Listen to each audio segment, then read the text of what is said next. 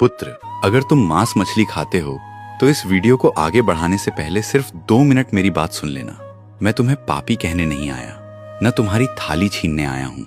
मैं बस तुम्हारे सामने एक ऐसा प्रश्न रखने आया हूँ जिसका उत्तर तुम्हें किसी किताब में नहीं, अपने ही मन में मिलेगा।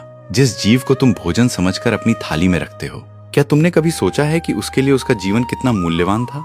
पुत्र, हर जीव अपने जीवन से प्रेम करता है। जिस तरह तुम्हें अपना जीवन प्यारा है, उसी तरह एक छोटा सा जीव भी जीना चाहता है। वह बोल नहीं सकता, अपनी बात समझा नहीं सकता, लेकिन इसका अर्थ यह नहीं कि उसके भीतर जीवन का एहसास नहीं।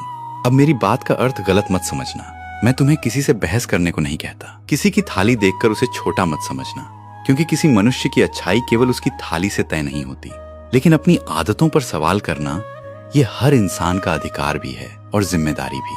पुत्र, कभी शांत होकर अपने भोजन को देखना और खुद से पूछना, क्या मैं ये केवल स्वाद के लिए खा रहा हूँ? अगर उत्तर हाँ है, तो एक बार यह भी सोचना, क्या मेरे स्वाद से किसी दूसरे जीव का जीवन समाप्त होना आवश्यक है?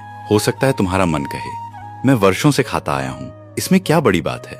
लेकिन मनुष्य की सबसे बड़ी खूबसूरती यही है कि वो अपनी पुरानी आदत को भी बदलने का निर्णय ले सकता है।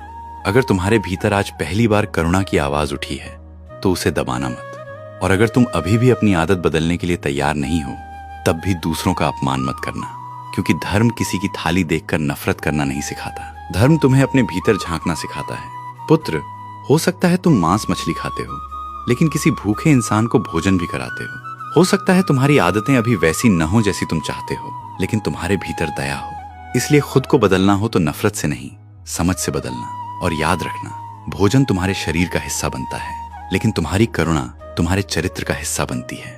इसलिए आज फैसला मैं तुम्हारे लिए नहीं करूंगा, बस इतना कहूंगा, अपनी थाली का फैसला दूसरों की आवाज से नहीं, जागरूक होकर अपने विवेक से करना। क्योंकि जिस दिन तुम्हारा विवेक जाग जाता है, उस दिन बदलाव किसी मजबूरी से नहीं, भीतर से शुरू होता है।